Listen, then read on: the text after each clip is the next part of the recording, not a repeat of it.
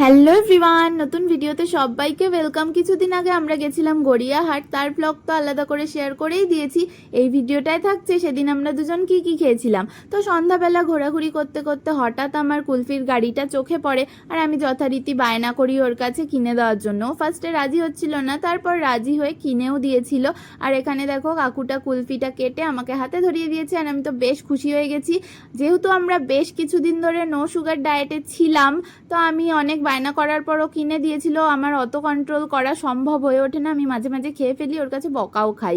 ওকে অনেক সাদার পরেও ও খায়নি। তো এখানে বাড়ি ফেরার পথে আবার চোখে পড়ে এই পকোড়ার এই আলু ভাজার দোকানটা। পকোড়া নেইনি, বাট গ্রিন চাটনির সাথে আলু ভাজা নিয়ে নিয়েছিলাম।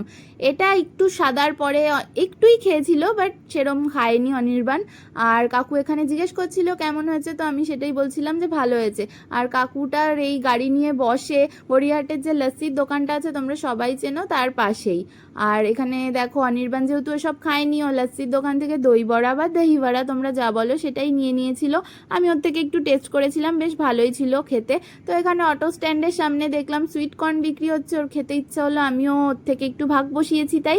তো সুইট কর্ন নিয়ে তারপরে অটো স্ট্যান্ডে দাঁড়িয়ে দুজন মিলে খাচ্ছিলাম। ভীষণ ভালো ছিল, বেশ জুসি। তো কেমন লাগলো ভিডিওটা জানিও। তারপর বাড়ি চলে এসেছি, টাটা।